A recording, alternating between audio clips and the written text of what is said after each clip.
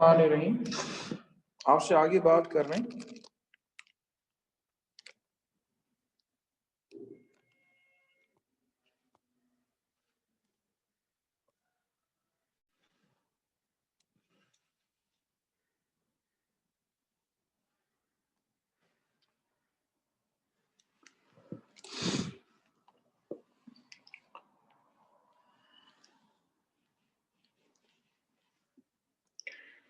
जी इल्सा का क्या बात हुई थी लास्ट टाइम आपसे? बायोएनर्जेटिक्स के बारे में बात हो रही थी ना। पार्टिसिपेंट असल में एंटर हो रहे हैं अभी। बहुत ही इंपॉर्टेंट टॉपिक है जो हमने कल किया था।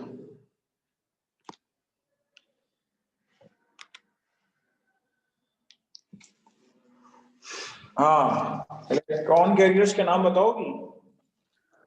Yes, sir. Pheophytin, plastogrenin, plastocyanin, ferrijocrine, 3-FeS, iron sulfide, cytochronic B and F complex. नहीं चाहिए, गलत बताएं। जब भी बताते हैं सीक्वेंस में बताते हैं, कभी भी सीक्वेंस से हटके नहीं बताते। जब भी बताते हैं सीक्वेंस से बताते हैं, बगैर सीक्वेंस के बेटा नहीं बताते।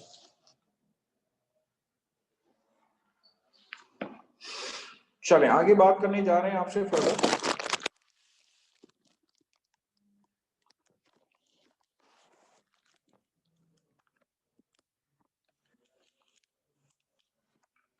जो मैंने कल डायग्राम बनाई थी वही आज दोबारा बना रहा हूं।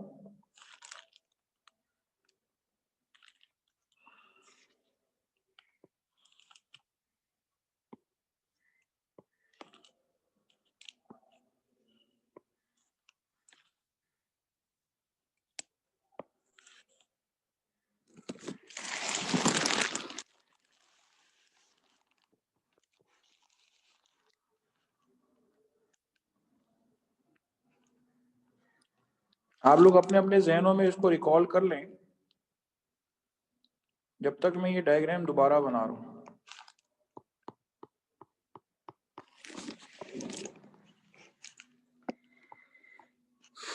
Photo system 1, photo system 2।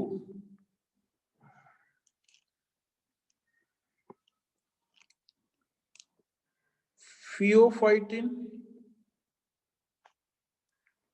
प्लास्टोक्विनिन QA and QB, cytochrome BNF complex,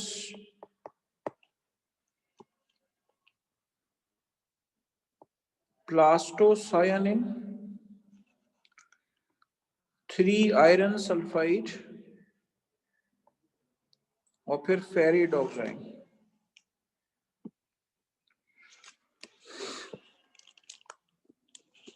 मैंने आपसे कहा था कि नेक्स्ट डे इंशाल्लाह नाम दोबारा लिखूंगा। तो देखें ये पहला इलेक्ट्रॉन कैरियर जो आपके पास मौजूद है इसको हम नाम दे रहे हैं फियोफाइटिन। अगर इनको सीक्वेंस में याद नहीं रखा तो कोई फायदा ही नहीं है याद रखना। दूसरा आपके पास है प्लास्टोक्विनिन QA एंड QB।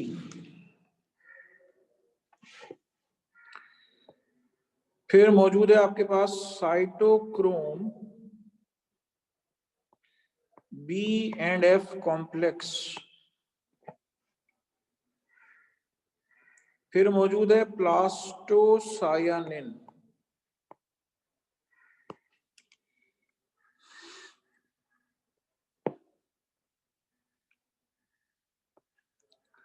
फिर उसके बाद ये मौजूद है 3 आयरन सल्फाइड और फिर सबसे आखिरी इलेक्ट्रॉन कैरियर मौजूद है, दिस इज फेरिडोक्साइन। इन कैरियर्स को सीक्वेंस से बेटा याद रखना बहुत जरूरी है। चलें अब मैं आपको अच्छा इसके अलावा एक और चीज यहाँ पे बना रहा हूँ ATP सिंथेज कॉम्प्लेक्स। ये मैं कहीं भी बना सकता हूँ ATP सिंथेज कॉम्प्लेक्स, क्योंकि मेरे पास यहाँ पे जगह है, फेरिडोक्साइन के पास जगह है, इसलिए मैं यहाँ बना रहा हूँ। ठीक है, This is ATP synthase. This is ATP synthase complex.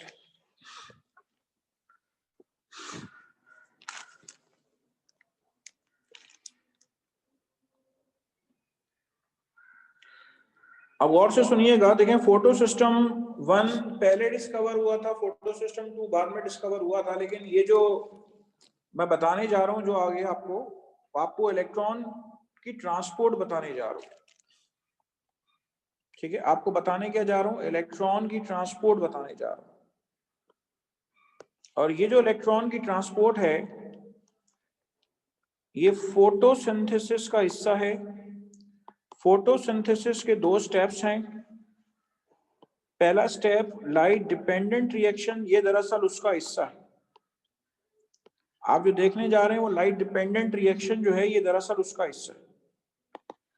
Light dependent reaction के अंदर 3 काम होंगे, ए, बी और सी। वो काम आपको बताने जा रहा हूं, कौन से काम होंगे।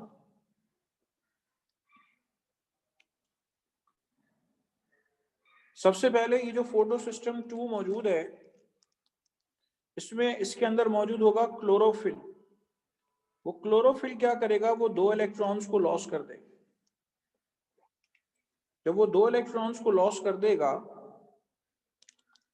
तो मिल जाएंगे इलेक्ट्रॉन्स किसको, फियोफाइटिन को मिल जाएंगे। फियोफाइटिन इलेक्ट्रॉन्स देगा किसको, प्लास्टोक्विनिन को। प्लास्टोक्विनिन इलेक्ट्रॉन्स देगा साइटोक्रोम बीएनएफ कॉम्प्लेक्स को। साइटोक्रोम बीएनएफ कॉम्प्लेक्स इलेक्ट्रॉन्स देगा प्लास्टोसायनिन। प्लास्टोसायनिन इलेक्ट्रॉन्स देगा फोटोसिस्टम 1 को। फोटोसिस्टम 1 इलेक्ट्रॉन्स देगा आयरन सल्फाइड को। आयरन सल्फाइड बारी बारी इलेक्ट्रॉन्स लेंगे और आखिरकार इलेक्ट्रॉन दे देंगे फेरिडोक्साइड। जब फेरिडोक्साइड के पास ये 2 इलेक्ट्रॉन्स आ जाएंगे, जब फेरिडोक्साइड के पास ये 2 इलेक्ट्रॉन्स आ जाएंगे तो फेरिडोक्साइड इन 2 इलेक्ट्रॉन्स को किसे देगा, फेरिडोक्साइड इन 2 इलेक्ट्रॉन्स को दे देगा NADP+ को। जब NADP+ को 2 इलेक्ट्रॉन्स मिल जाएंगे तो ये कन्वर्ट हो जाएगा किसके अंदर, ये कन्वर्ट हो जाएगा NADPH के अंदर।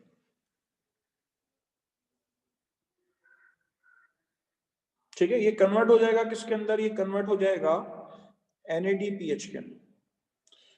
ध्यान में आएगा सर NADP+ कहां से आया, मैंने आपको कल स्ट्रोमा लेवल करवाया था कि क्लोरोप्लास्ट के अंदर स्ट्रोमा होता है, तो ये NADP+ पहले से स्ट्रोमा के अंदर मौजूद है। तो स्ट्रोमा के अंदर जो NADP+ था ये 2 इलेक्ट्रॉन्स को गेन करेगा और गेन करने के बाद उसको किस में कन्वर्ट करा देगा, NADPH में कन्वर्ट करा देगा। That's how the formation of NADPH occurs। इस तरह से आपके पास NADPH जो है उसकी फॉर्मेशन जो है वो होती है। तो ये जो इलेक्ट्रॉन कैरियर्स हैं इन्होंने इलेक्ट्रॉन कैरी इसीलिए किए हैं ताकि क्या करें, सबसे पहला काम करें। और पहला काम क्या आपके पास, वो पहला काम है आपके पास NADPH formation. NADPH short form है reduced nicotinamide adenine dinucleotide phosphate. जब बायोलॉजिकल मॉलिक्यूल चैप्टर मैंने आपको पढ़ाया था तो वहां पर मैंने आपको इसकी लॉन्ग फॉर्म बताई हुई है पहले से। ठीक है, चलें आपको टुकड़ों टुकड़ों में बताता जाऊंगा, नोट करते जाइए। इतना लॉजिकल टॉपिक है, इतना लॉजिकल टॉपिक है और आपको लगेगा एक वक्त क्या बायोलॉजी पढ़ रहे हैं या केमिस्ट्री पढ़ रहे हैं, इतना लॉजिकल टॉपिक है। इलेक्ट्रॉन्स की मैंने देखा अभी बात की है, उसके देख के गुमान हो रहा होता है क्या आप बायोलॉजी पढ़ रहे हैं या केमिस्ट्री पढ़ रहे हैं। ठीक है, तो ये टॉपिक जो है वो बहुत ही ज्यादा लॉजिकल है। करें, नोट करें, फिर आगे बात करते हैं।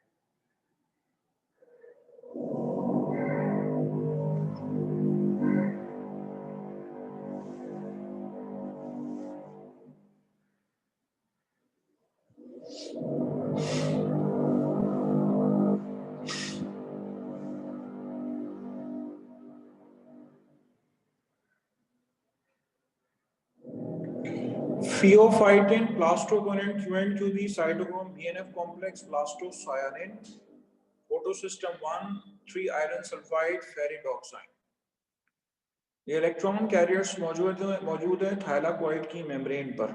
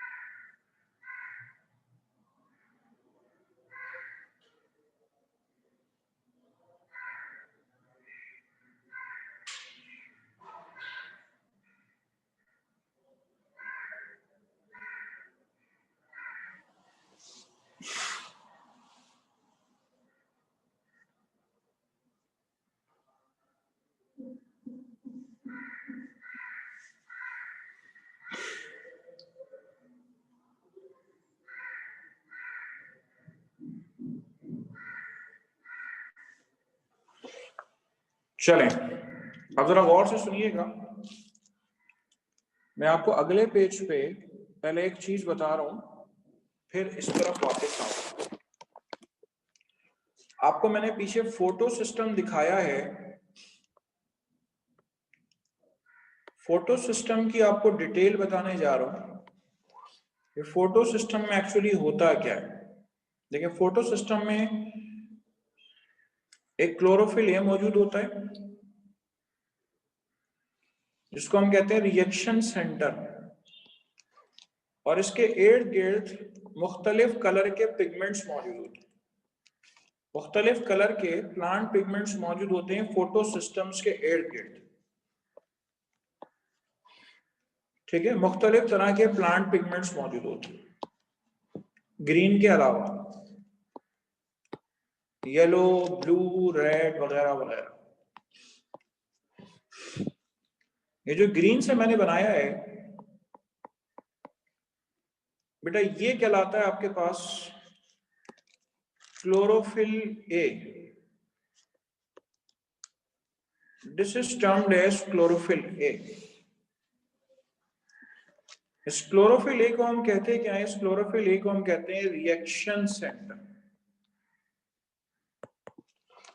ठीक है, इस क्लोरोफिल ए को हम कहते हैं रिएक्शन सेंटर, और उसके एडजेसेंट जो पिगमेंट्स मौजूद हैं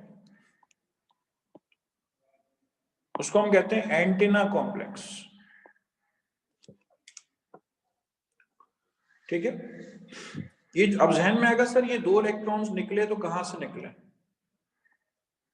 क्लोरोफिल का फॉर्मूला मैंने आपको पहले भी याद करवाया है, C55H72O5N4 और Mg।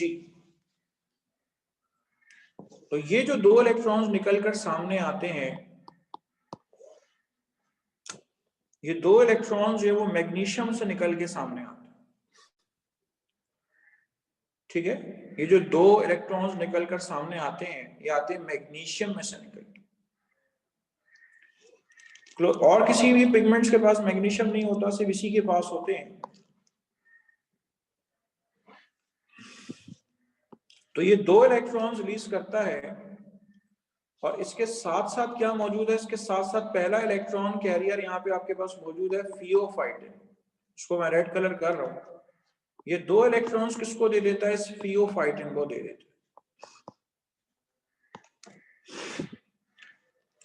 जो पिगमेंट्स आपको क्लोरोफिल के एडजेसेंट नजर आ रहे हैं, फॉर एग्जाम्पल येलो कलर का पिगमेंट है तो हम इसको ज़ैंथोफिल का नाम देते हैं, आपको पहले ही पता है। ब्लू कलर का पिगमेंट है तो उसको हम फाइकोसायानिन का नाम देते हैं। रेड कलर का पिगमेंट है तो उसको हम फाइकोइरिथ्रिन का नाम देते हैं।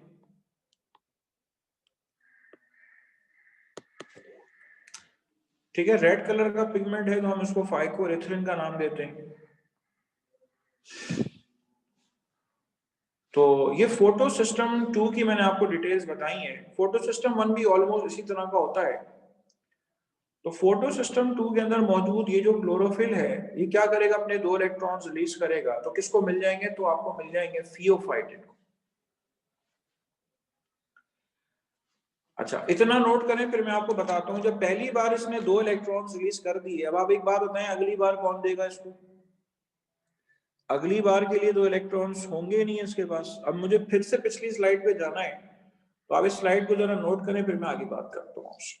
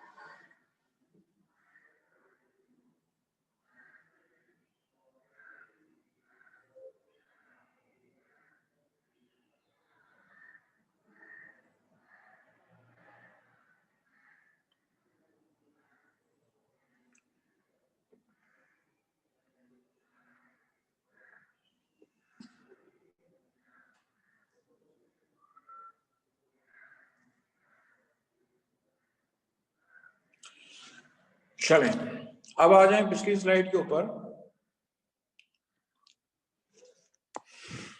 ये जो स्लाइड आपको नजर आ रही है, देखें, जब यहाँ पे हमने इलेक्ट्रॉन्स क्लोरोफिल से रिलीज करवाए, तो अब नेक्स्ट टाइम के लिए तो इलेक्ट्रॉन्स ही नहीं है कि दोबारा ये साइकिल है।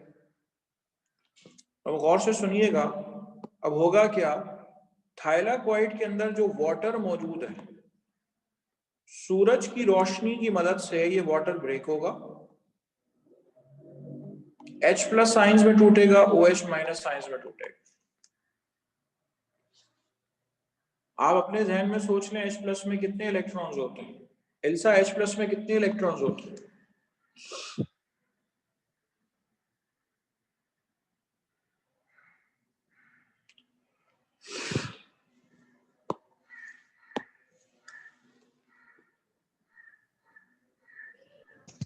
सर एक होता है, 1। एक भी नहीं होता। H+ है ना, एक इलेक्ट्रॉन हाइड्रोजन में से, एक ही हाइड्रोजन के पास एक ही इलेक्ट्रॉन होता है। जब एक इलेक्ट्रॉन निकल के बाहर आ जाएगा, तो अब तो बेटा उसके पास कोई भी इलेक्ट्रॉन नहीं होगा, तो उसके पास तो इलेक्ट्रॉन ही नहीं है H+ के पास। जो OH के ऊपर -1 पावर लगी हुई, वो शो कर रहा है कि इसके पास एक इलेक्ट्रॉन है, इजाफी एक इलेक्ट्रॉन। तो अब OH-1 दोबारा से टूटेगा H+ के अंदर, और किसके अंदर, हाफ ऑक्सीजन के अंदर। ठीक है, वो दोबारा से टूटेगा किसके अंदर, वो दोबारा से टूटेगा H+ के अंदर और हाफ ऑक्सीजन के अंदर।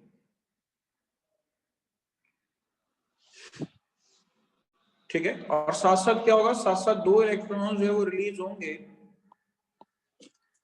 ठीक है, साथ साथ क्या होगा, साथ साथ 2 इलेक्ट्रॉन जो है वो रिलीज होंगे। तो इस तरह से ये जो 2 इलेक्ट्रॉन्स बेटा रिलीज होंगे, ये किसको मिल जाएंगे, ये 2 इलेक्ट्रॉन्स मिल जाएंगे इस क्लोरोफिल को। ठीक है, ये इस क्लोरोफिल को जो है वो 2 इलेक्ट्रॉन्स मिल जाएंगे। तो जब क्लोरोफिल को बेटा 2 इलेक्ट्रॉन्स मिल जाएंगे, तो इस तरह से जो इसकी इलेक्ट्रॉन की कमी होगी नेक्स्ट पाथवे के लिए या नेक्स्ट साइकिल के लिए, तो वो पूरी हो जाएगी। तो यहाँ पे बी ऑप्शन जो मैंने लिखा हुआ है कि बी जो काम होगा वो आपके पास होगा फोटोलाइसिस ऑफ वाटर। अहम तरीन काम जो यहाँ पर हो रहा है आपके पास बी वाला, वो हो रहा है फोटोलाइसिस ऑफ वाटर, यानी कि वाटर की ब्रेकडाउन हो रही है, जिसकी वजह से क्या होगा, जिसकी वजह से 2 इलेक्ट्रॉन्स प्रोड्यूस होंगे। और वो 2 इलेक्ट्रॉन जब प्रोड्यूस होंगे, तो वो 2 इलेक्ट्रॉन्स क्यों प्रोड्यूस क्या करेंगे, वो 2 इलेक्ट्रॉन्स क्लोरोफिल के मैग्नीशियम को मिल जाएंगे दोबारा से। इस तरह से उसके इलेक्ट्रॉन्स की कमी पूरी हो जाएगी। ठीक है, अगर किसी को ये बात समझ में ना आए, सर OH-1 कैसे टूटा, तो सबसे पहले देखें OH के ऊपर -1। अगर ये टूटेगा तो देखें एक हाइड्रोजन आयन बनेगा। अब बनना चाहिए एटॉमिक ऑक्सीजन, लेकिन एटॉमिक ऑक्सीजन यहाँ पे नहीं बनती। यहाँ पे ये प्रोसेस मुसलसल हो रहा होता है, तो हम इसको बैलेंस करने के लिए यहाँ शुरू में हाफ लगाते हैं और नीचे 2 लगा देते हैं, बैलेंस करने के। तो प्रोड्यूस दरअसल O2 ही होगी, वो अगली एक साइकिल का जो ऑक्सीजन का एटम होगा उसके साथ मिलके क्या करेगा, उसके साथ वो O2 बना लेगा। हमें इतनी डिटेल में नहीं जाना, आपका टॉपिक बड़ा डिस्टर्ब हो जाएगा। सिर्फ खास तौर पे बात ये याद रखनी है कि इस पूरी कार्रवाई से 2 इलेक्ट्रॉन जो वो रिलीज होंगे, वो 2 इलेक्ट्रॉन किसको मिल जाएंगे, वो आपको मिल जाएंगे क्लोरोफिल के मैग्नीशियम। करें, नोट करें।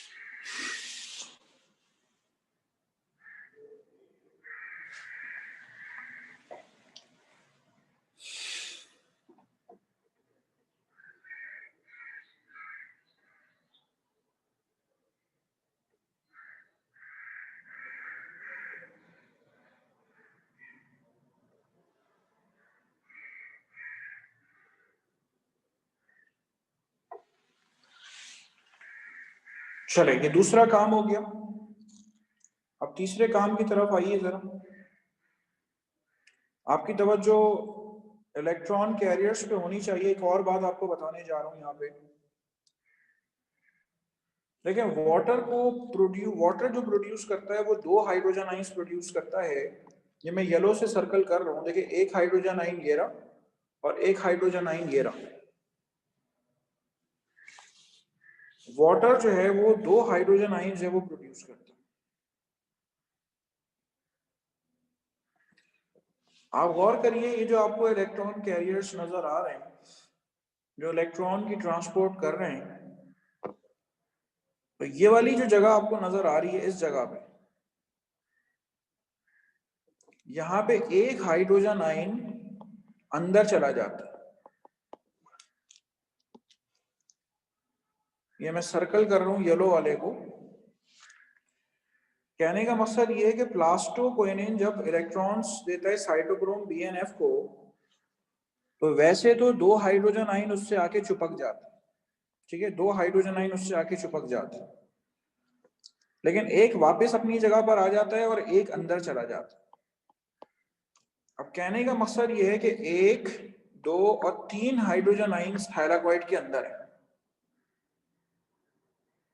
आप में से कोई मुझे पीएच की डेफिनेशन बताएगा? 9th क्लास में केमिस्ट्री में पढ़ी होगी आप।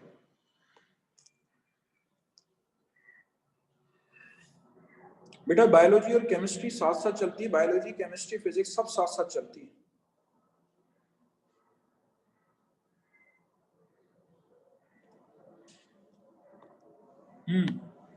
पीएच की डेफिनेशन बताओ Sarwat. Sir negative logarithm of hydrogen. दोबारा सही नहीं बोला तुमने, दोबारा बोलो। The negative logarithm of hydrogen ion. Hydrogen ion. The negative logarithm of H plus ion concentration कहलाती है पीएच। अब सुन लीजिए गौर से, देखिए अंदर हाइड्रोजन आयन ज्यादा हो गए, थाइलाकॉइड के अंदर हाइड्रोजन आयन ज्यादा हो गए और उसके बाहर हाइड्रोजन आयन कम है।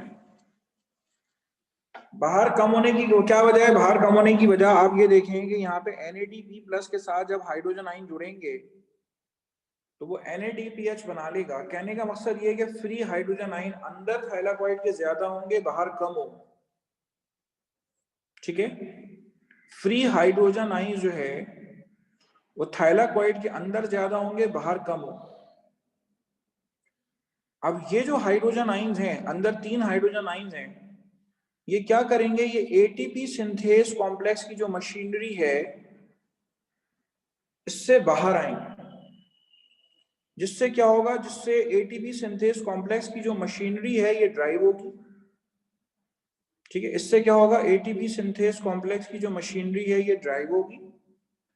जब ATP सिंथेस की कॉम्प्लेक्स की मशीनरी ड्राइव होगी तो स्ट्रोमा में पड़ा हुआ ADP जो है वो फॉस्फेट के साथ जुड़ेगा और क्या बना लेगा? ATP बना लेगा। जो बात मैं कहने जा रहा हूं अगली स्लाइड पे आपको करके बताता हूं, जरा देखिए गौर से, आपको बेहतर समझ में आएगा। यहां कोने के अंदर ATP सिंथेस कॉम्प्लेक्स की मशीनरी मौजूद है।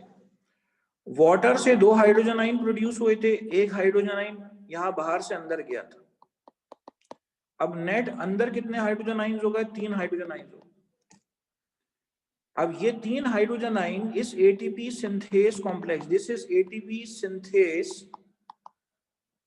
कॉम्प्लेक्स, इसकी मशीनरी से अंदर से बाहर आएंगे तो होगा क्या? इसकी मशीनरी रन करेगी। जब इसकी मशीनरी रन करेगी, जिस तरह डैम में पानी ऊपर से गिराया जाता है तो बिजली बनाई जाती है, बिल्कुल इसी तरह जब 3 हाइड्रोजन आयन अंदर से बाहर आएंगे। क्यों बाहर आएंगे? ताकि दोनों जगह की pH बराबर हो जाए। अंदर हाइड्रोजन आयन ज्यादा है अंदर, यानी कि एसिडिटी बढ़ गई। जब वो अंदर से बाहर आने की कोशिश करेंगे तो होगा क्या? स्ट्रोमा में पड़ा हुआ ADP बॉन्ड बना लेगा फॉस्फेट के साथ और क्या बन जाएगा? ATP बना लेगा। इस तरह से क्या होगा? इस तरह से ATP की फॉर्मेशन होगी, ठीक है। This results in the formation of ATP। तो जो मैंने आपको तीसरा स्टेप बताया है, जो C पार्ट बताया है, उस C पार्ट है आपके पास ATP फॉर्मेशन,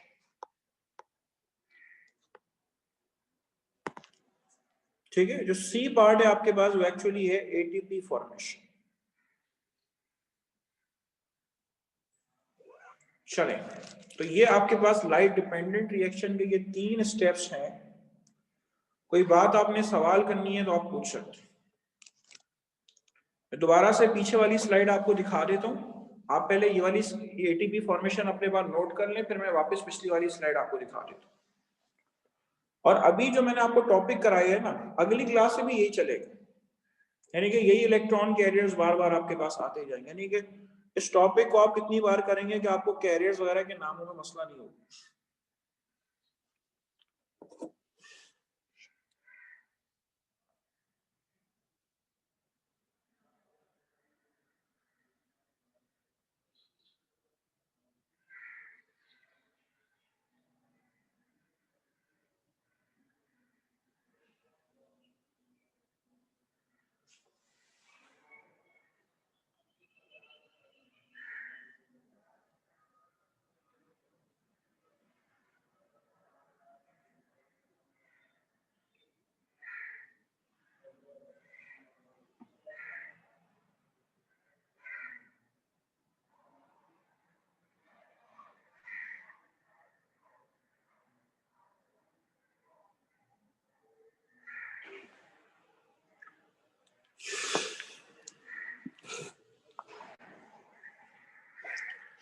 चले आप पिछली वाली स्लाइड जरा देख लें। इसमें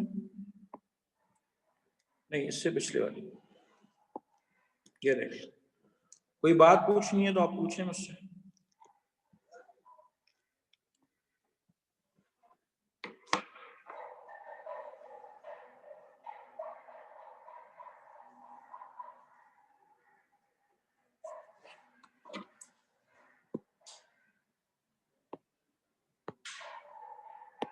जी अस्सलाम वालेकुम सर। जी वालेकुम सलाम। सर आप एटीपी फॉर्मेशन वापस से एक दफा समझा देंगे? मैं समझा तो दूंगा, मुझे पहले एक बात का जवाब दो कि आप रेगुलर मेरी क्लास में आ रही हो क्या? जी सर। किसी दिन क्लास तो ड्रॉप नहीं हुई थी तुम्हारी? नो। पक्का? जी जी।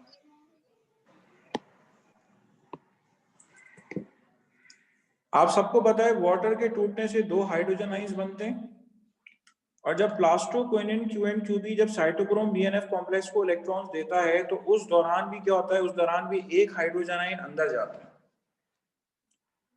तो इससे क्या होता है कि 3 हाइड्रोजन आइंस थाइलाकॉइड के अंदर जमा हो जाते हैं। तो इससे क्या होती है, इसकी पीएच गिर जाती है, यानी कि एसिडिक हो जाती है। अब थाइलाकॉइड के अंदर की पीएच और स्ट्रोमा की पीएच में अगर फर्क हो, उस फर्क को खत्म करने के लिए ये 3 hydrogen ion ATP synthase complex की मशीनरी से अंदर से बाहर आएंगे। जब एटीपी सिंथेस कॉम्प्लेक्स मशीनरी से वो अंदर से बाहर आएंगे, इससे क्या होता है, इससे एटीपी सिंथेस कॉम्प्लेक्स की जो मशीनरी है ये ड्राइव होती है। ये घूमना शुरू होती है। इससे क्या होता है, एनर्जी जनरेट होती है। जब एनर्जी जनरेट होती है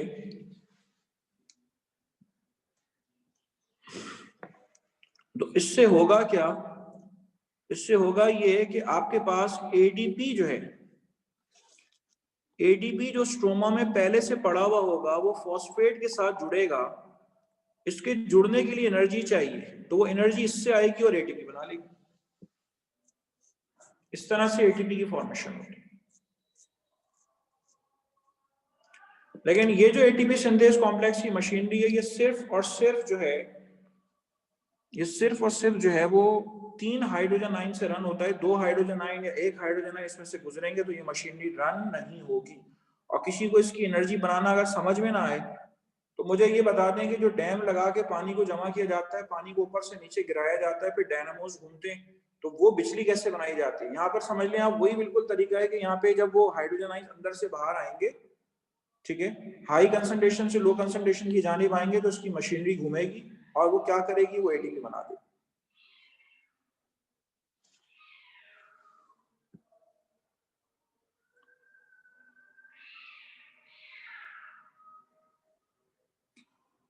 मुझे लगता है मेरे लेक्चर की आवाज महल्ले में मौजूद बिल्लियों तक जा रही है, जिसकी वजह से वो लड़ना शुरू हो गई।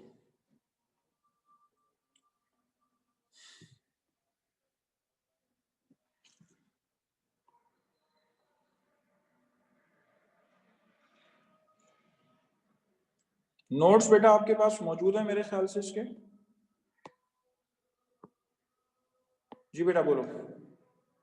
हाँ सर क्लोरोफिल सिर्फ फोटो सिस्टम 2 में पाया जाता है। नहीं, फोटो सिस्टम 1 में भी मिलता है, लेकिन उसको एनर्जी कम चाहिए होती है।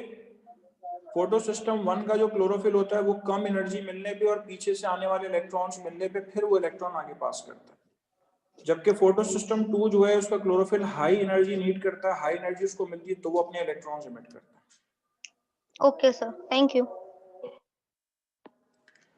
अभी बहुत सारी बातें करनी है इस टॉपिक में बार बार, no need to worry at all, ठीक है। अभी ये टॉपिक समझ लें, अभी